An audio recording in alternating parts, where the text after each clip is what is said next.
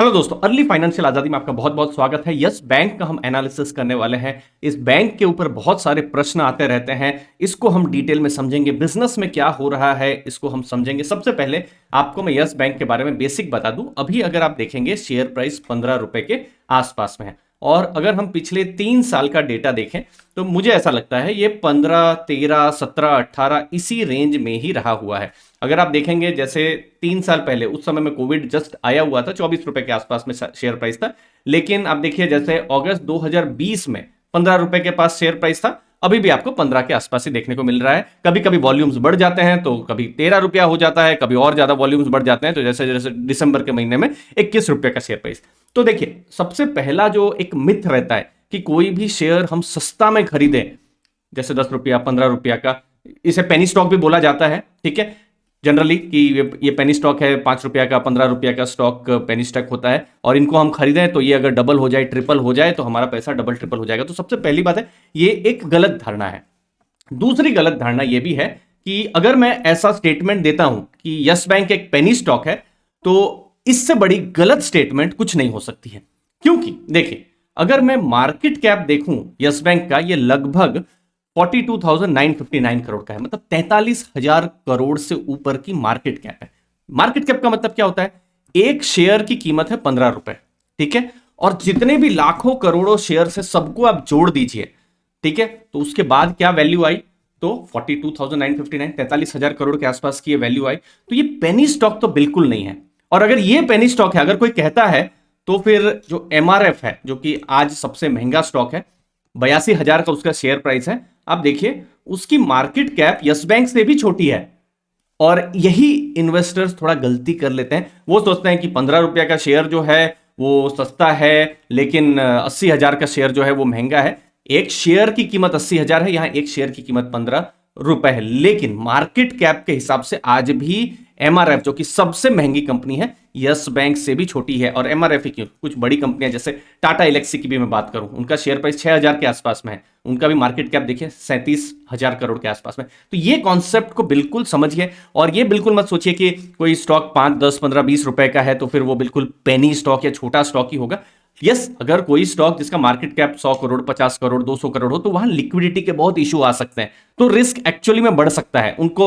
और penny stock की ऐसी कोई डेफिनेशन भी नहीं है, तो उनको आप कुछ हद तक मान सकते हैं कि भाई यहां पर थोड़ा रिस्क जो है वो बढ़ सकता है, ठीक है। तो ये पहली जो चीज है कि यस बैंक के बारे में जो बोला जाता है कि छोटा स्टॉक है या फिर ये पेनी है या फिर माइक्रो कैप है, वो एक गलत स्टेटमेंट है दोस्तों। अब मैं बिजनेस के बारे में कुछ इंपॉर्टेंट चीजें आपको मैं बता दूं।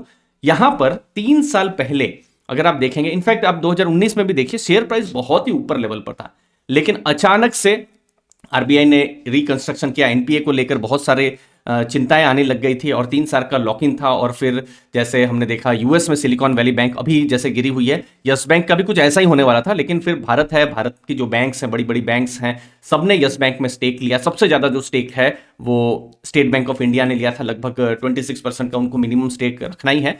लेकिन उस इवेंट के बाद से री रेटिंग जो है, डी रेटिंग, ठीक है, वो स्टार्ट हुई और हम वो देख पा रहे हैं। आप यहां पर देख सकते हैं एक टाइम में, अगर मैं ये जैसे 10 साल का डेटा आपको मैं यहां पर दिखाऊं, और चूंकि बैंक्स हैं तो बैंक्स को जनरली प्राइस टू बुक से हम लोग वैल्यू करते हैं। जैसे आप देख सकते हैं उनको प्राइस टू बुक 3 का मिला करता था, 3.4 का मिला करता था। मैं कुछ रैंडम डेट्स आपको दिखा रहा हूं। अप्रैल जैसे 2016 में, जैसे आप देख सकते हैं फरवरी 2015 में 4.4 का, मतलब 3-4 का उनको प्राइस टू बुक मिला करता था। अभी आप देखेंगे प्राइस टू बुक सिर्फ 1.1 के आसपास में उनको वैल्यूएशन मिला हुआ है। तो एक डी रेटिंग हुई है, और वो भी एक लॉजिकल है कि डी रेटिंग हुई है क्योंकि बहुत सारे एनपीएस थे।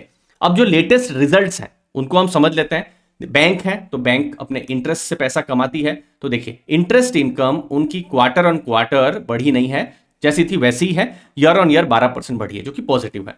टोटल इनकम अगर आप देखेंगे 3,114 करोड़ की है। ईयर ऑन ईयर अगर आप देखेंगे 25% की ये टोटल इनकम है, जो कि एक चीज जरूर बता रही है कि धीरे धीरे करके बैंक जो है कमाना शुरू किया है, टर्न अराउंड थोड़ा शुरू किया। ऑपरेटिंग प्रॉफिट आप देखेंगे, मतलब इनकम के बाद जो खर्चे हैं उनको अगर आप माइनस कर दें, तो जो ऑपरेटिंग प्रॉफिट अगर आप देखेंगे 914 करोड़ का है, जो कि अगेन 25% यहां पर बढ़ रहा है। तो ये सब कुछ आंकड़े हैं जो यस बैंक के केस में थोड़ा सा हमको आपको कॉन्फिडेंस जरूर देते हैं, लेकिन ये प्रोविजन का भी आंकड़ा हमको देखना होगा। प्रोविजन जल्दी से आपको समझा दूं, बैंक्स जनरली कुछ ऐसे अकाउंट हैं, कुछ ऐसी लोन है जहां पर बैंक पहले से ही सोच लेती है या एक अंदाजा लगा लेती है कि ये अकाउंट शायद कल नेगेटिव हो सकता है, तो कुछ पैसा वो अलग करके रखती है कि कल अगर वो एनपीए हो जाता है, मतलब वो पैसा वापस नहीं आता है, तो हम कुछ पैसा अपने पास अलग से रखें। तो अगर प्रोविजंस बहुत ज्यादा हो तो इसका मतलब क्या है कि बैंक अंदेशा लगा रही है कि कल वो एनपीए है वो बढ़ सकता है, वो अकाउंट है वो खराब हो सकता है। और यहां पर अगर आप देखेंगे जो अक्टूबर से दिसंबर 2021 में 375 करोड़ का उन्होंने प्रोविजन किया था, जो कि इस बार प्रोविजन जो है 845 करोड़, मतलब बहुत ज्यादा प्रोविजन किया है। मतलब बैंक अंदेशा लगा रही है कि कुछ जो लोन है वो खराब हो सकती है, और इसके कारण से अब ये पैसा तो पूरा सेट असाइड हो गया। अगर प्रोविजन नहीं किया होता तो ये सब प्रॉफिट में ऐड हो जाता, तो अपने प्रॉफिट पूल से वो कुछ पैसा अलग हो गया, तो नेट नेट आप देखेंगे प्रॉफिट्स बिल्कुल घट गए, 52 करोड़ का प्रॉफिट हो गया। भले ही उनकी इनकम ज्यादा है, भले ही सब कुछ जगह में उनको ग्रोथ देखने को मिल रहा है, लेकिन 80% प्रॉफिट्स जो है उनके कम हो गए। जैसे क्वार्टर 3 में 266 करोड़ था, अभी सिर्फ 52 करोड़ का प्रॉफिट यहां पर यस बैंक की तरफ से हो गया। अब जब भी हम बैंक को स्टडी करते हैं तो कुछ इंपॉर्टेंट आंकड़ों को हमको हमेशा देखना है, जैसे बैंक को डिपॉजिट्स मिल रहे हैं कि नहीं। जैसे यस बैंक के केस में CASA, current account, saving account उनको मिल रहा है यानी, तो कासा का अगर आप ग्रोथ देखेंगे तो क्वार्टर ऑन क्वार्टर 3% और ईयर ऑन ईयर 14% है, जो कि अगेन डिसेंट बोला जाएगा, बहुत ही ब्रिलियंट नहीं, डिसेंट बोला जाएगा कि ठीक है बैंक को ग्रोथ मिल रहा है, ठीक है। लेकिन अगर मैं यस बैंक की अगर मैं बात करता हूं टर्म डिपॉजिट्स की, वहां पर भी उन्होंने 17% का ग्रोथ किया हुआ है। टोटल डिपॉजिट्स बैंक के पास जो सब दिसंबर 2021 में 1,84,000 करोड़ थे, जो कि बढ़े हैं, 16% का डिपॉजिट ग्रोथ हुआ है, जो कि अच्छा कहा जाएगा, जिनको मैं बिल्कुल पॉजिटिव मानूंगा। कुछ आंकड़े अच्छे दिखाई दे रहे हैं, जैसे इंटरेस्ट इनकम के हैं, डिपॉजिट के आंकड़े हैं, बैंक के पास डिपॉजिट्स आ रहा है, जो कि अच्छी बात है। लेकिन क्या बैंक लोन दे पा रही है? आगे बढ़ने से पहले दोस्तों आप हमारा स्टॉक सिलेक्शन मास्टरी कोर्स जो कि हिंदी में है उसे भी एक्सप्लोर कर सकते हैं। 2023 में 2030 के बारे में सोचना बहुत जरूरी है, जहां पर एक अच्छे स्टॉक पोर्टफोलियो से आप अपने और अपने परिवार के लिए वेल्थ क्रिएट कर सकते हैं। इस कोर्स में लर्निंग मटेरियल्स हैं, वीडियो लेक्चर्स है, और मैं यहां पर लाइव क्लासेस रेगुलरली लेता रहता हूं, जिससे आपकी लर्निंग और अच्छी होती रहे। और बहुत ही बड़े 72% डिस्काउंट में जो स्टॉक मास्टरी का जो कोर्स है वो आप अवेल कर सकते हैं, सिर्फ 495 में। मैंने डिस्क्रिप्शन बॉक्स में लिंक को भी दिया हुआ है। तो ये है लोन का डेटा, जहां आप देख सकते हैं ओवरऑल नेट एडवांसेस 10% इंक्रीज किए हैं। अगर ये कोई नॉर्मल समय होता,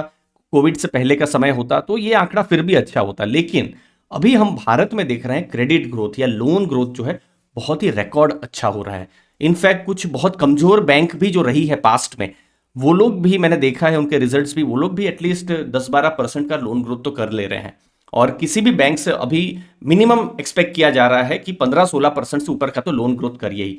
यहां पर यस बैंक बहुत ग्रोथ नहीं कर पा रही। अब इसके बहुत रीजन हो सकता है बैंक की पॉलिसी हो कि अब जो भी है बिल्कुल चुन चुन कर एकदम लोन देना है। जैसे हम देख सकते हैं पिछली बार जो बहुत बड़ा जो एनपीए का बहुत बड़ा इशू हुआ था, क्योंकि बड़े बड़े जो अकाउंट्स थे वो सिंपली मतलब डिफॉल्ट होना शुरू हो गए थे। वो क्रेडिट या एनबीएफसी क्राइसिस 2018 में शुरू हुई थी, और उसके बाद से यस बैंक पर भी उनका इंपैक्ट पड़ा। तो कॉर्पोरेट लोन हम देख पा रहे हैं कि उनका अभी फोकस नहीं है, ठीक है। उनका मैक्सिमम फोकस कहाँ है? रिटेल की तरफ यहाँ पर फोकस है जो दिख रहा है। फिर एसएमई और मिड कॉर्पोरेट में भी यहाँ पर हमको यहाँ पर है फोकस देखने को मिल रहा है, जो कि मुझे लगता है कुछ हद तक जो आईडीएफसी फर्स्ट बैंक का जैसे टर्न अराउंड अभी हो रहा है, वैसा ही हमको यहां पर भी स्ट्रेटेजी देखने को मिल रही है। नेक्स्ट जो बड़ा आंकड़ा जो बिल्कुल देखना चाहिए वो है एनपीए का आंकड़ा। और एनपीए अगर आप देखेंगे, अगर तो टोटल 1% का नेट एनपीए अभी है, लेकिन उन्होंने कुछ लोन्स को बेचा भी है, ठीक है। वो जेसी फ्लावर को वहां पर उन्होंने कुछ लोन्स को बेचा हुआ है, तो जिसके कारण से नेट एनपीए यहां पर कम हुआ है। प्रोविजन कवरेज रेशियो, जैसे हमने देखा बैंक्स ने प्रोविजनिंग बहुत करके रखी है, लेकिन ये प्रोविजनिंग भी बहुत काफी नहीं है। प्रोविजन कवरेज रेशियो मैं क्यों आपको बता रहा हूं, समझ लीजिए कल 100 रुपए की लोन खराब हो जाती है, तो बैंक ने उसके लिए कितनी प्रोविजनिंग करके रखी है कि कल लोन खराब हो जाती है तो हमने कितनी तैयारी करके रखी है। तो ये लगभग 50% की तैयारी करके रखे, तो मतलब 50% लोन खराब हो जाती है तो ठीक है, हमारे पास व्यवस्था है।